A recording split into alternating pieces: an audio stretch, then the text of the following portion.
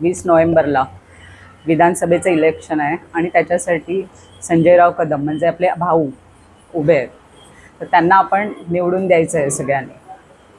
मी नगराध्यक्ष झाल्यापासून 2.5 वर्षात 10 CO बदलले.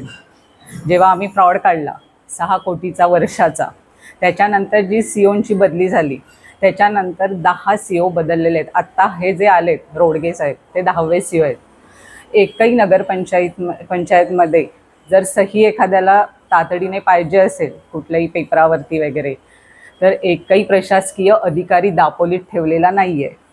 त्याच्याशिवाय इंजिनियर आणि अकाउंटंट आत्ता आलेले आहेत, नाही तर ह्याच्या आधी ॲडिशनल चार्जेस आले होते.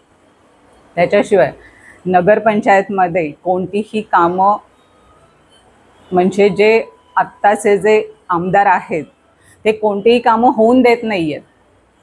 त्याच्याशिवाय आपल्याला आत्ता 2.5 वर्षात कोणताही निधी आलेला नाही आणि दापोली नगरपंचायत सक्षम म्हणजे इंजिनियर आहेत, कॉन्ट्रॅक्टला सक्षम असूनसुद्धा सगळी कामं PWDला दिली जातात आणि त्याच्यामुळे लोकांचे खूप प्रॉब्लेम म्हणजे ती कामं व्यवस्थित होतच नाहीत.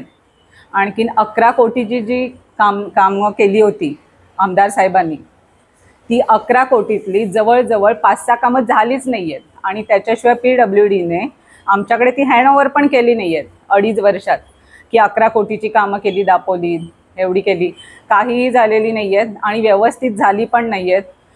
अक्षरशः सगळ्या लोकांच्यात सगळी लोकं आमच्याकडे विचारायला येतात आणि कामं केलेली आहेत बांधकाम विभागाने. सगळी जे काय निधी 2.5 वर्षात एकही आलेला नाही आहे.